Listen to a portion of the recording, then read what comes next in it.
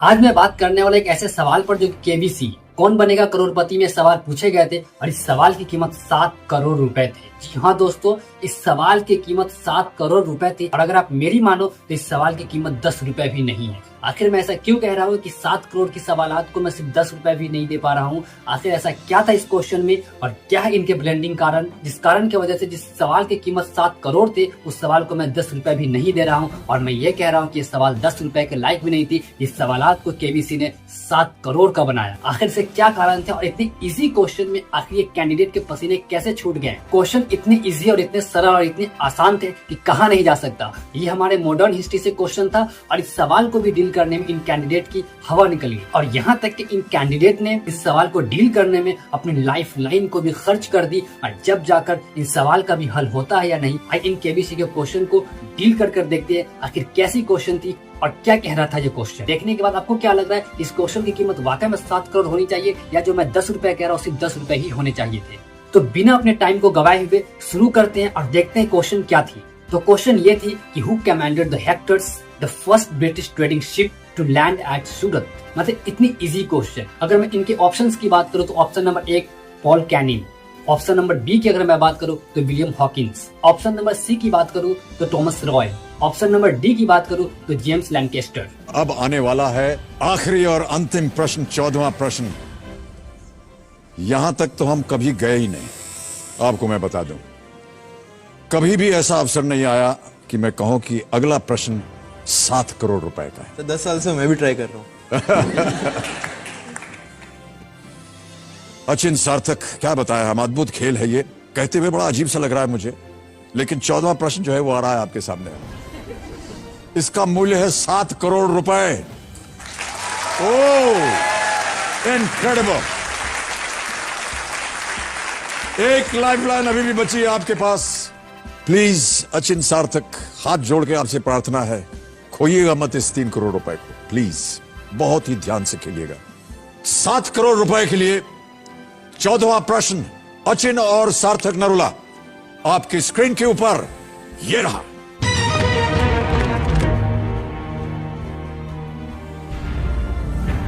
Hector, जो कि सूरत में आने वाला पहला ब्रिटिश व्यापारी जहाज था, उसके कप्तान कौन थे? Who commanded the Hector, the first British trading ship to land at Surat? नाम सुनिए। A Paul Canning, B William Hawkins, C Thomas Roe या डी जेम्स लैंकेस्टर। हेक्टर जहाज का नाम था, जो कि सूरत में आने वाला पहला ब्रिटिश व्यापारी जहाज था। उसके कमांडर कौन थे? क्या वो पॉल कैनिंग थे? क्या वो विलियम हॉकिंस थे? क्या वो थॉमस रो थे? या क्या वो James Lancaster?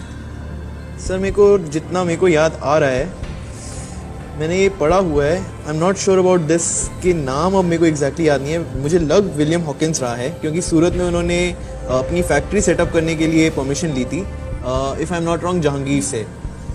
And he came with a lot of gifts and mails on that ship, जितना मुझे याद है। बट विलियम हॉकिंस थे या पॉल कैनिंग, ये स्टोरी तो मेरे को याद है। हेक्टर जहाज आना था, सूरत आना था, उन्होंने फैक्ट्री सेटअप करी हुई थी अपनी, मुगल एम्परर जहांगीर से आई थिंक उन्होंने परमिशन ली थी ये फैक्ट्री सेटअप करने की। गिफ्ट्स भी याद है, गिफ्ट्स एंड मेल्स बहुत सारी आई थी। जेम्स लैंकेस्टर नहीं होना चाहिए इसका answer. It's either between Hawkins और पॉलिंग। थॉमस रो भी नहीं है इसका आंसर।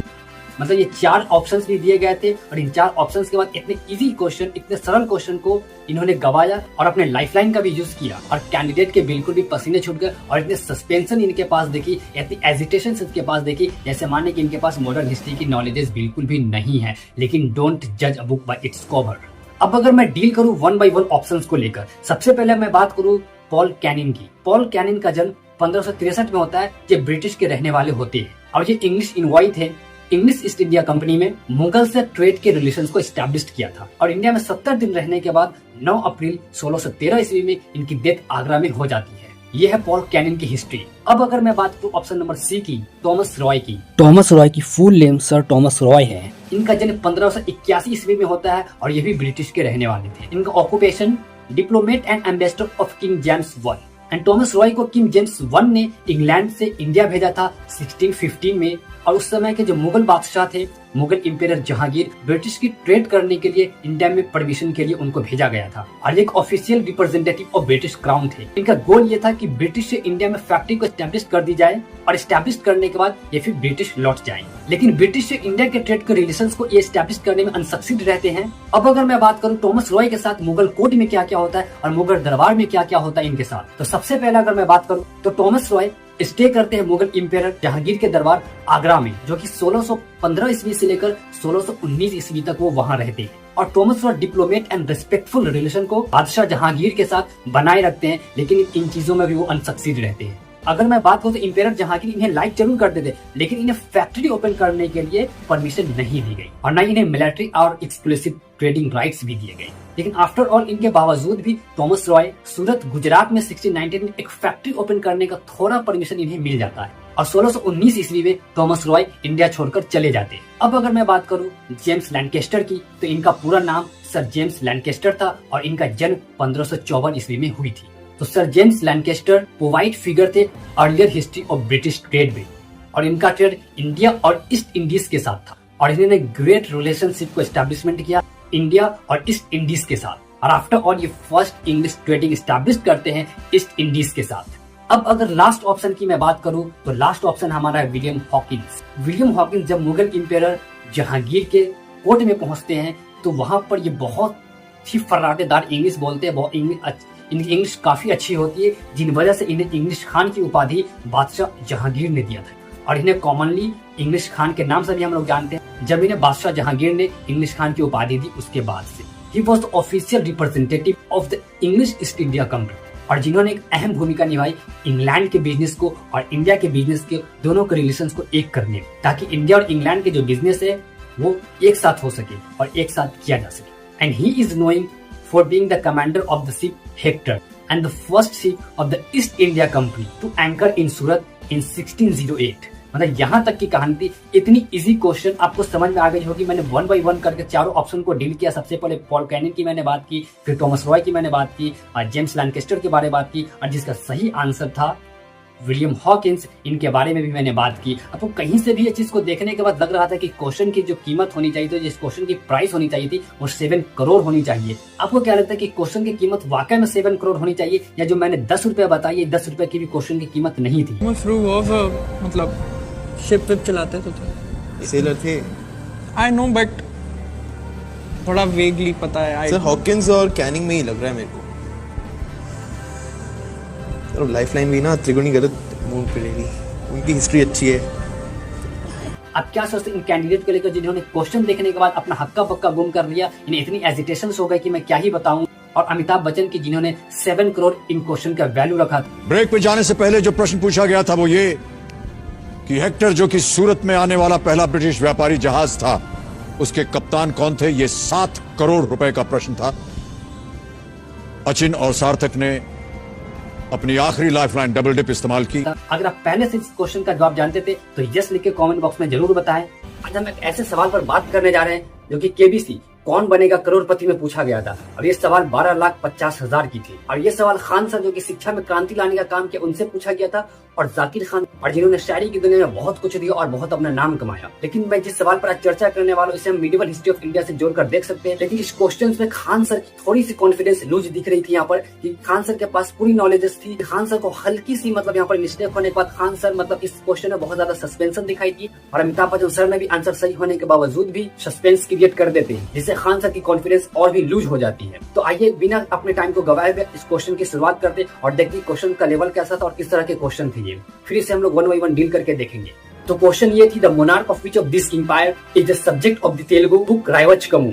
अगर मैं ऑप्शंस की बात करूं तो इनका सबसे पहला जो ऑप्शन था वो था Vijayanagar empire, option number 2 Bahmani सल्तनत, ऑप्शन नंबर सी पांडे, और ऑप्शन नंबर डी राष्ट्रकूट। तो ये थे हमारे क्वेश्चंस। इस क्वेश्चंस को खान सर ने डील किया और इस क्वेश्चन की जो कीमत थी, इस क्वेश्चन की जो वैल्यू थी वो 12,50,000 दी गई। खान सर कहीं ना कहीं इस क्वेश्चन में थोड़ी सी डिसकॉन्फिडेंस दिखाई दी और डिसकॉन्फिडेंस होने के बाद भी खान सर थोड़ी सी अपनी कॉन्फिडेंस को लूज करते हैं और उसके बाद आंसर सही था या नहीं था, चलिए इनको देखते हैं। और इस एपिसोड में हम लोग ये भी बात करेंगे खान सर ने जो भी अमाउंट जीते हैं केबीसी में, उन अमाउंट का खान सर ने क्या किया। और खान सर खुद पे यूज किया, पर्सनली यूज किया, या खान सर इन पैसों को चैरिटी में दे दिए। आखिर खान सर शिक्षा जगत के इतने बड़े एम्पायर खड़ा करने के बाद, शिक्षा में क्रांति लाने के बाद, कि खान सर इस पैसों के क्या किए, ये भी एक चर्चा का विषय बनता है। और जब खान सर केबीसी कौन बनेगा करोड़पति में गए थे, उस समय भी ये चर्चा का विषय बना हुआ। तो आइए हम लोग सबसे पहले डील करके देखते हैं 1 by 1 करके। तो ऑप्शन के अकॉर्डिंग अगर मैं सबसे पहले बात करूँ तो सबसे पहले मैं बात करने वाला हूं बहमानी सल्तनत की। अगर बहमानी सल्तनत की मैं बात करूं तो इस सल्तनत की स्थापना 1347 ईस्वी में हुई थी। इनकी फाउंडर हसन गंगू थे और इनकी भाषा मराठी थी। अगर मैं उनकी मुद्रा की बात करूं तो उस सल्तनत में पैसे कौन से प्रचलन में थी, उस सल्तनत की जो पैसे प्रचलन में थी वो हुर्न थी। और हसन गंगू का पूरा नाम अलाउद्दीन बहमन शाह था और इस सल्तनत की राजधानी गुलबर्ग थी। और बहमानी सल्तनत में मोहम्मद शाह ने बुक्का को हराया था और इसी बहमानी सल्तनत में फिरोज शाह ने देवराय वन को हराया था। शहाबुद्दीन जिन्हें संत अहमद भी कहते हैं, उन्होंने राजधानी का परिवर्तन किया और राजधानी गुलबर्ग से हटाकर उन्हें बादिर कर दिया। अलाउद्दीन हुमायूं, जिन्हें कुर्ग या जालिम हुमायूं भी कहते हैं। और आगे चलकर बहमानी सल्तनत 5 भागों में विभाजित हो जाती है, जो अहमदनगर, गोलकुंड, बीदर, बीजापुर और बरार का क्षेत्र होता है। और बरार के क्षेत्र वाले को इमाम शाही वंश का नाम दिया जाता है और इनके फाउंडर फतेहुल्लाह इमाम शाह थे। अब बीजापुर की बात करें तो इन वंश को आदिल शाही वंश कहते हैं। इनके फाउंडर यूसुफ आदिल शाह थे। अब अगर बात करें अहमदनगर की तो अहमदनगर के वंश का नाम निजाम शाही वंश था और इनके फाउंडर मलिक अहमद थे। अब अगर गोलकुंडा की बात करूं तो गोलकुंडा के वंश को कुतुब शाही वंश कहते हैं और इनके फाउंडर कुली कुतुब शाह थे। अब अगर बात करूं बीदर की तो बीदर के वंश को बरीद शाही वंश के नाम से जानते हैं और इनके फाउंडर अमीर अली बदीर थे। मतलब ये थे पूरे बहमानी सल्तनत का हिस्ट्री। बहमानी सल्तनत आगे चल के 5 भागों में विभाजित हो जाती है और 1347 ईस्वी में इसकी स्थापना होती है। अब अगर मैं बात करूं पांडे वंश की तो पांडे वंश को एंशिएंट साउथ इंडिया डायनेस्टी भी कहते हैं और ये संगम डायनेस्टी से पहले एग्जिस्ट करता है 14th सेंचुरी में। अब अगर पांडे रीजन की लोकेशन की बात करूं तो साउथ तमिलनाडु, मदुरई वाले रीजन में, और इनकी जो लैंग्वेज थी वो तमिल लैंग्वेज थी और इनकी अचीवमेंट इन्होंने सपोर्ट किया था संगम लिटरेचर को। And this dynasty was rich in temple and trade with Rome and China. मतलब इनके चाइना के साथ और रोम के साथ बहुत अच्छे बिजनेस थे। मतलब इनके चाइना के साथ और रोम के साथ बहुत अच्छे बिजनेस का रिलेशन था। ये थी पांडे डायनेस्टी की हिस्ट्री। अब अगर बात करूं राष्ट्रकूट डायनेस्टी की तो राष्ट्रकूट डायनेस्टी रूल करते 6th सेंचुरी से लेकर 10th सेंचुरी तक। इनके लोकेशन की बात करूं तो दक्कन रीजन, तो ये दक्कन रीजन में होते कर्नाटका और महाराष्ट्र तक और इनकी कैपिटल मनिया केतरा थी। अगर प्रेजेंट डे की बात करूं तो मेलकेटेड इन कर्नाटका। इनके जो फेमस रूलर थे वो अमेग्रीवर्षा वन थे and a great pattern of Kannada and Sanskrit literature. और इस डायनेस्टी की अचीवमेंट ये थी कि इन्होंने कैलाश टेम्पल को बिल्ड किया था इलोरा में और इस डायनेस्टी ने प्रमोट किया था संस्कृत और कन्नड़ा लैंग्वेज को। अपने रीजनल रिलीजन को इन्होंने प्रमोट किया था जैसे हिंदुइज्म, जैनिज्म एंड बुद्धिज्म को। तो यहाँ तक की कहानी थी राष्ट्रकूट डायनेस्टी की। अब अगर मैं बात करूँ विजयनगर इंपायर की तो विजयनगर इंपायर की स्थापना 1336 ईस्वी में होती है और इनके फाउंडर हरिहर एंड बुक्का होते हैं। इस डायनेस्टी की लोकेशंस की अगर प्रेजेंट डे की बात करूं तो कर्नाटका, आंध्र प्रदेश और तमिलनाडु थी और इनकी कैपिटल विजयनगर थी and now it is in Hampi Karnataka. और इनके फेमस रूलर कृष्णदेव राय थे जो कि 1509 से लेकर 1529 तक रूल किए और इस एरा को golden age of Telugu literature and administration बोलते हैं। और विजयनगर साम्राज्य ने तेलुगु, कन्नड़ा, संस्कृत और तमिल लिटरेचर को प्रमोट किया था। इनकी मैसिव अचीवमेंट विटाला टेम्पल और हम्पी मूवमेंट है। और ये विजयनगर इंपायर डिक्लाइन करती है after the battle of Talikota in 1665 and Rayavachkamu is a Telugu court text and that discussed the duty of the king and was possibly written to advise or advise the king of Vijayanagar Empire especially for Krishnadev Rai। मतलब राजा वचकमू जो books लिखी गई थी Telugu literature में जो उस समय Vijayanagar empire के किंग थे उनके लिए एक गाइडेंस का काम करती थी। इसी के अकॉर्डिंग वो लोग जजमेंट दिया करते थे। अगर मैं स्पेशली बात करूँ कि ये बुक्स किसके लिए लिखी गई थी तेलुगु कोर्ट में तो कृष्णदेव राय के लिए लिखी गई थी। मतलब यहाँ तक की थी इस क्वेश्चन का डिटेल्स। मैंने 1 by 1 करके तमाम क्वेश्चंस का आंसर भी दिया। मैंने 1 by 1 करके तमाम ऑप्शंस को भी डील किया।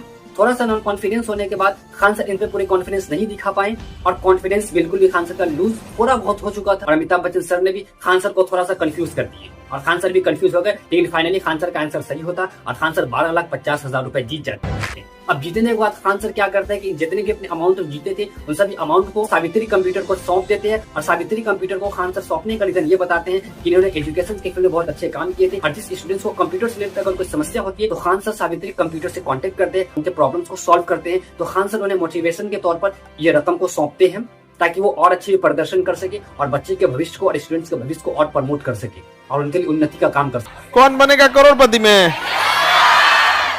और जो पैसा मिला हम दान दे दिए।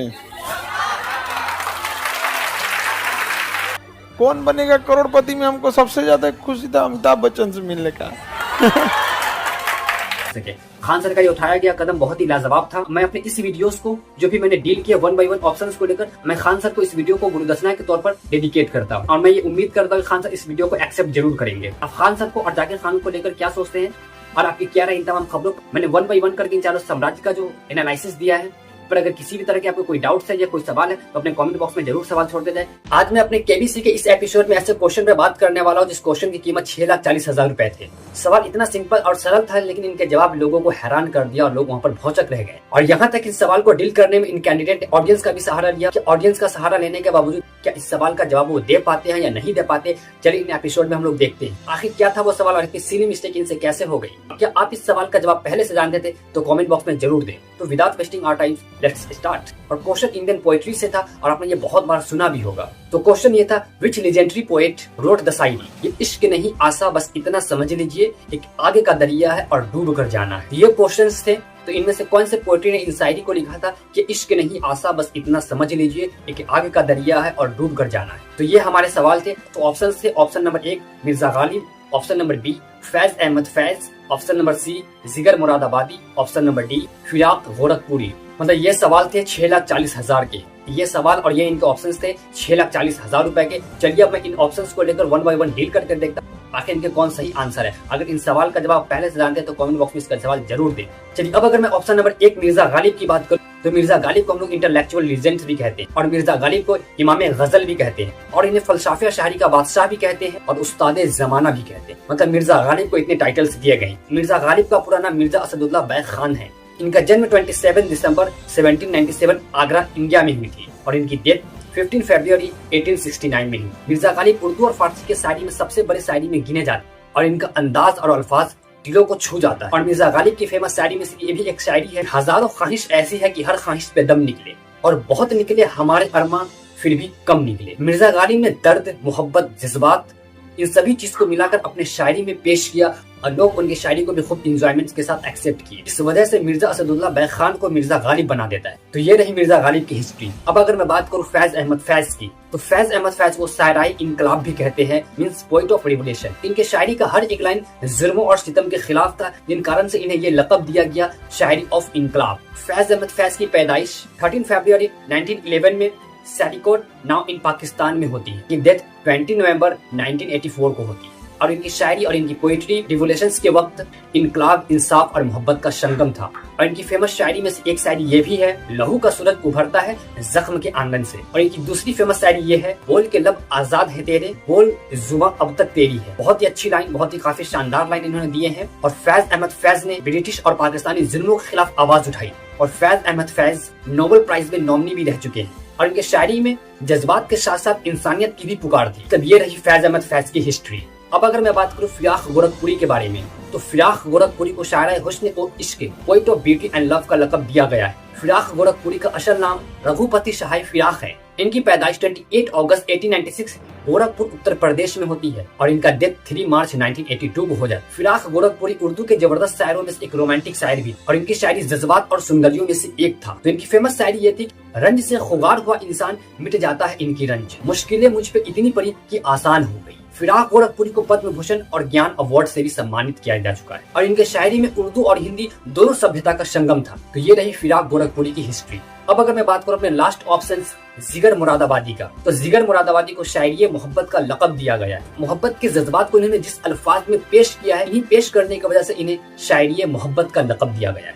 इन्हीं पेश करने की वजह से इनका नाम जिगर बन गया। लोग इन्हें रोमांटिकिज्म का सुल्तान कहते हैं। जिगर मुरादाबादी का पूरा नाम अली सिकंदर जिगर मुरादाबादी है। इनकी पैदाइश 6 अप्रैल 1890 मुरादाबाद उत्तर प्रदेश में होती है और इनकी डेथ 9 सितंबर 1960 को होती है। जिगर मुरादाबाद एक मशहूर उर्दू शायर थे जिन्होंने मोहब्बत, दर्द और जज्बात को एक बेहतरीन अंदाज में पेश किया। इनकी सबसे फेमस शायरी ये है, ये इश्क नहीं आसा बस इतना समझ लीजिए, एक आगे का दरिया है और डूब कर जाना है। और इनकी और फेमस शायरी ये है कि हर एक बात पे कहते हैं तुम कि तू क्या है, तुम ही कहो कि ये अंदाज़े गुफ्तगू क्या है। और ये लाइन आपने नुसरत फतेह अली खान के कवाली में बहुत बार सुनी। और उनकी एक और फेमस शायरी ये है कि अगर आपका पैगाम मिल गया होता तो हम दुनिया से चल दिए होते। और जिगर मुरादाबादी ने क्लासिकल उर्दू शायरी में सूफियाना रंग भी मिलाया। ये रही जिगर मुरादाबादी की हिस्ट्री। हमने तमाम ऑप्शंस को 1 बाय 1 करके डील कर दिया है। यहाँ तक ये कैंडिडेट ऑडियंस का सहारा लेते हैं, ये ऑडियंस का सहारा लेने के बावजूद भी हार जाते हैं। अगर आप यहाँ तक वीडियो देख चुके हैं तो हमारे इन शायरी का जवाब आप कमेंट बॉक्स में जरूर दें कि इन शायरी का राइटर कौन है और इन शायरी को लिखा किसने, कि हमको उनसे वफा की है उम्मीद जो नहीं जानते कि वफा क्या है। आपको कैसी लगी ये एपिसोड अपनी राय कमेंट बॉक्स में जरूर दें। आज हम अपने इस केबीसी के एपिसोड में एक ऐसे सवाल पर बात करने वाले हैं जिस सवाल की कीमत 25 लाख रुपए थी।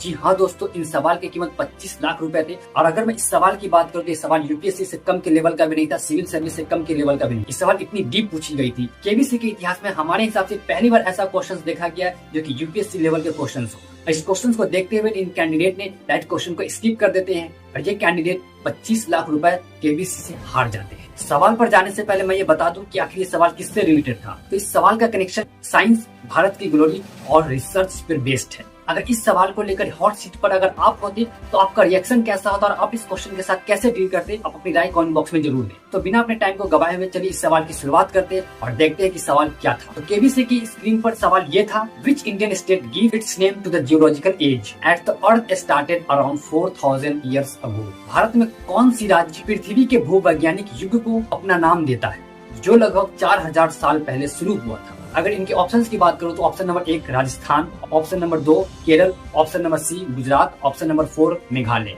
अगर आप इस सवाल का जवाब जानते हैं तो कमेंट बॉक्स में सवाल का जवाब जरूर दें। इस क्वेश्चन का एनालाइज करने से पहले मैं आपको ये क्लियर कर दूं कि जियोलॉजिकल एज क्या होती है। तो आइए पहले हम जियोलॉजिकल एज को समझते हैं। तो जियोलॉजिकल एज अर्थ की हिस्ट्री को समझने के लिए साइंटिस्ट जियोलॉजिकल टाइम स्केल का यूज करते हैं। ये टाइम स्केल अर्थ की एज को डिवाइड करता है एरा, पीरियड्स और एज में, जैसे जुरासिक एरा, मेसोजेनिक एरा, पैसिस एरा एंड क्रेटेसिस पीरियड। और ये सारे नाम अर्थ के जियोलॉजिकल एज है। तो उम्मीद करता हूँ कि आपको ये चीज समझ में आ गई होगी तो अर्थ की जियोलॉजिकल एज किसे कहते हैं। तो चलिए अब ऑप्शंस को 1 बाय 1 करके देखते हैं और ऑप्शन का एनालिसिस करते हैं। सबसे पहला ऑप्शन, अगर राजस्थान की बात करूँ तो Rajasthan Indian desert, Thar desert के भी नाम से जाना जाता है और एरिया के हिसाब से भारत का सबसे बड़ा राज्य राजस्थान है। और ये राज्य अपनी हिस्ट्री और आर्कोलॉजिकल के लिए फेमस है, जैसे इंडस वैली सिविलाइजेशन का कालीबंगा साइट। लेकिन राजस्थान का नाम जियोलॉजिकल एज के रेफरेंस में नहीं। ये मैंने राजस्थान का एक्सप्लेनेशन दिया। अब अगर ऑप्शन नंबर 2 की बात करूं, दैट इज केरल। अगर केरल के बारे में मैं ये तो केरल एक कोस्टल स्टेट है जो कि बायोडाइवर्सिटी एंड ट्रॉपिकल के लिए मशहूर है और यहाँ की बैक वाटर और वेस्टर्न घाट को यूनेस्को में वर्ल्ड हेरिटेज साइट भी बनाया है। अब अगर बात करूं option number 3, that is Gujarat. तो गुजरात में काफी आर्कोलॉजिकल साइट्स है। गुजरात में खंबात की खाड़ी है, गुजरात में ही रण ऑफ कच्छ है। और अगर गुजरात के आर्कियोलॉजिकल साइट की बात करूं तो लोथल, जो कि एक पुराना dockyard of Indus village civilisations की। लेकिन फिर यहाँ पर गुजरात का नाम किसी भी जियोलॉजिकल एरा के अकॉर्डिंग नाम नहीं रखा गया है।